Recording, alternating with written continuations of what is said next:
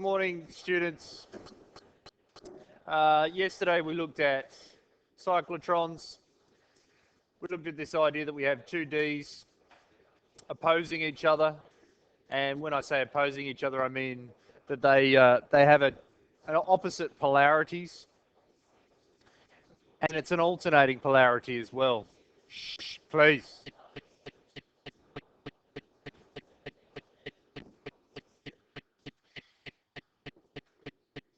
So they have alternating polarities, and that's alternating because sometimes this charged particle, whatever that charged particle may be, usually a proton, is in this side, and of course when it crosses this gap, this polarity needs to change so that it's attractive, so that whatever side it's going toward is attractive for that proton.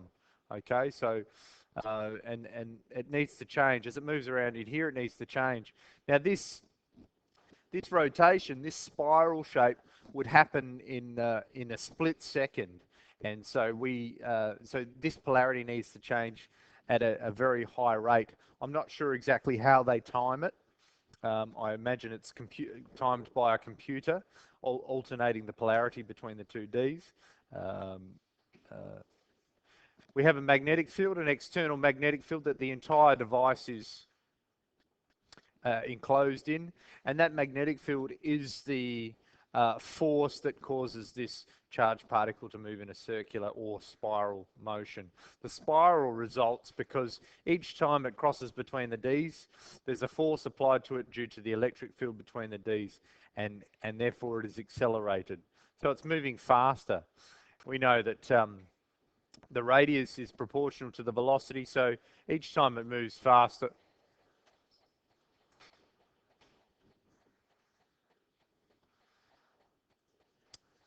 so cyclotrons, we know that because this velocity is changing, the velocity, we have an acceleration occurring between the Ds here. It's going faster. Because that is increasing, then the radius is increasing, and that's why we get the spiral shape.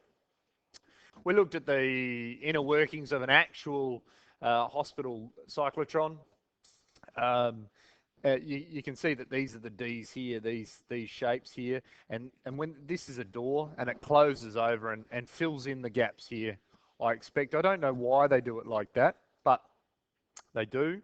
And I think that this is about the size of a person standing next to it, just to give you an idea of the scale of this device.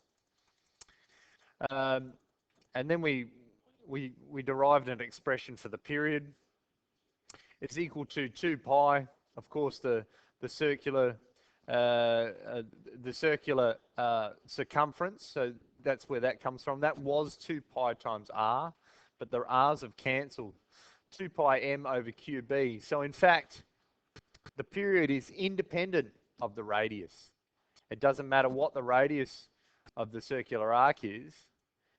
When it's rotating around here to that point, it takes exactly the same time as going from that point all the way around to this point again here. Okay, same amount of time.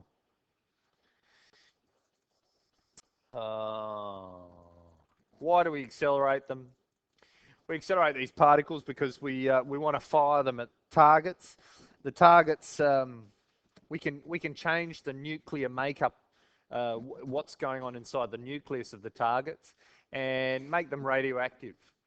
And if there turns out that fluorine is one of the substances that will accept these protons and become radioactive with a very short half-life, about 10 minutes or something like that. I think that. Don't quote me. I haven't read that recently, but I think the half-life of this fluorine isotope is around about 10 minutes. So after 10 minutes, half of the radioactive material has become non-radioactive. And so it's not too harmful for humans. So we can put that into people's bodies, and wherever the body sends fluorine by its metabolism, so metabolism occurs in this body and sends fluorine to certain places. Namely, we're interested in that it goes to cancers or something going on inside the limbs here, and then we can image what this cancer might look like very precisely, and that's very useful because prior to this, they had to open the person up, and that can be quite traumatic for people and takes a long time to recover. So they can actually see the size of the cancer if it is a cancer, and they can then treat it accordingly. Okay. So today we'll look at kinetic energy first. Hang on a second, one more interruption. The kinetic energy of the particles, K, I just call it K, probably you're used to this. Kinetic energy is equal to half mass times velocity squared. This is kinetic energy in the classical sense.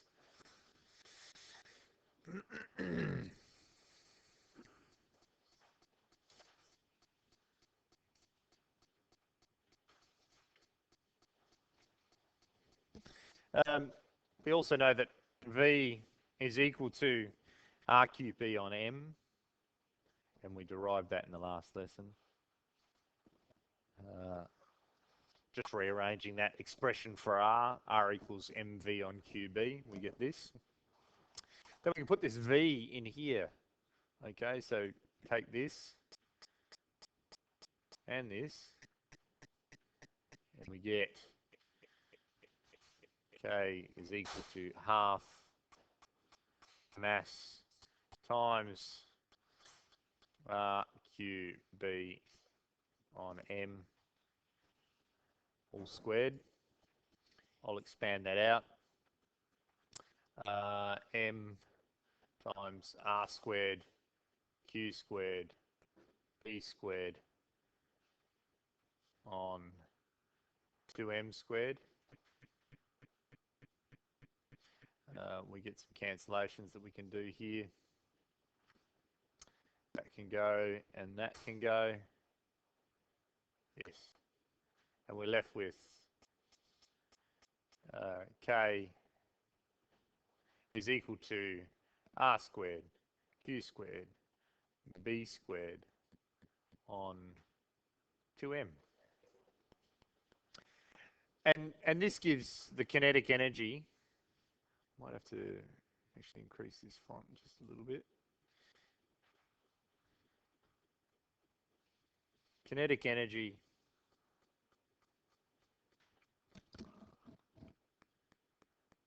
of a particle emerging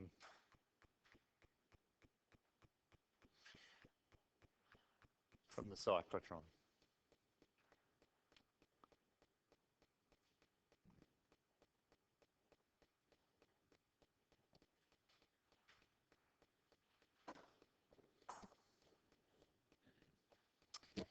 Yes. Yes, you could, absolutely. There's no reason why not. I'll use that in a second. You could put, yeah, what Paul's saying is you can put brackets around this and just put a squared up there. Yes, absolutely. I want you to be familiar with both. I'll often mix those sorts of things up. So when I do this problem, that we're obviously going to use this kinetic energy formula. That's what I'll start with. And you know it's exactly the same mathematically. Doesn't make any difference. Have a go at this, please, people. Cyclotron is used to accelerate deuterons. Oh, deuterons. Okay, I'll explain those in a second. Of mass, 3.34 by 10 to the minus 27 kilograms. The radius of the cyclotron is 30 centimeters, 0.3 meters, and the magnetic field applied to it has a strength of 1.6 Tesla. Find the period of the particles in their circular paths. Yeah, always use radius in meters in physics. And a deuteron, what's that? I'll get a picture. It's +1, yeah. Deuteron is still hydrogen. Yeah, that's right. Deuteron, get an image, and they'll give us one. This guy here. Essentially, it's a hydrogen nucleus with a neutron with it. Okay. Yeah. Copy. Paste that in there. Make it a little bit smaller. That's a deuteron. That guy. So of course from that you can get its charge. It's the charge of one electron essentially, isn't it? 1.6 by 10 to the minus 19 coulombs.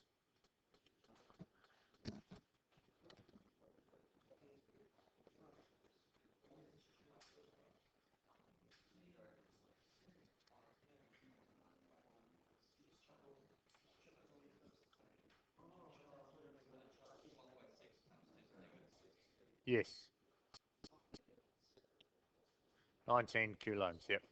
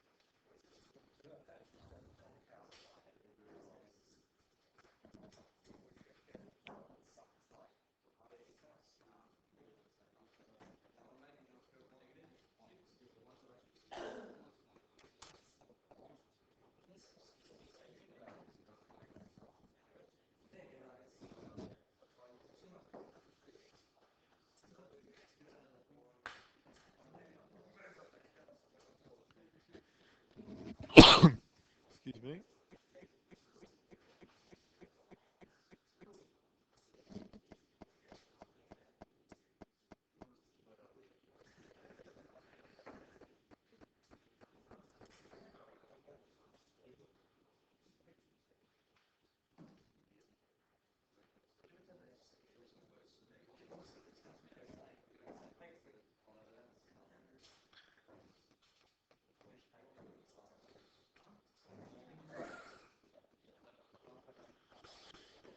So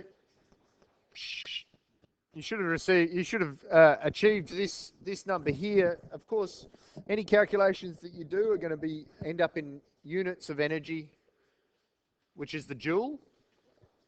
They want this answer in electron volts, and you'll often find in the physics papers or in any papers that you see this year that they'll want you to change them to electron volts.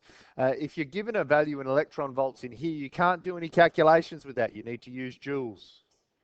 Okay?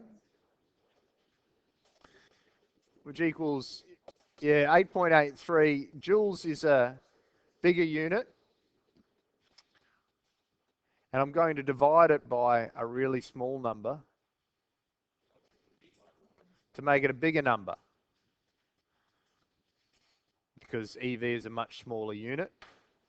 That's how I remember it anyway. You guys might remember some other way. 5.52 by 10 to the 6 electron volts.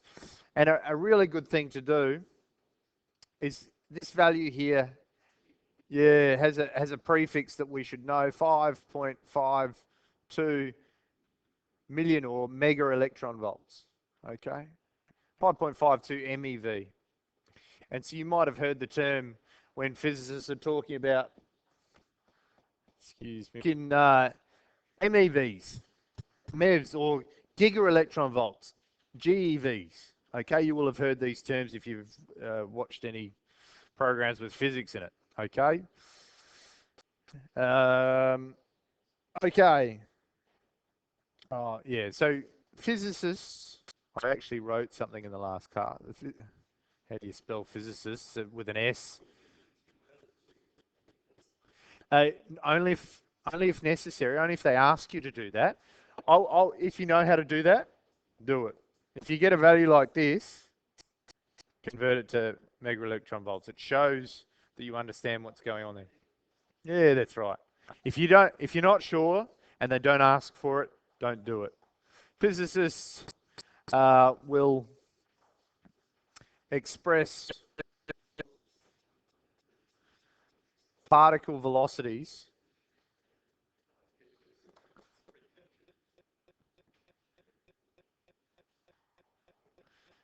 as energies, like this.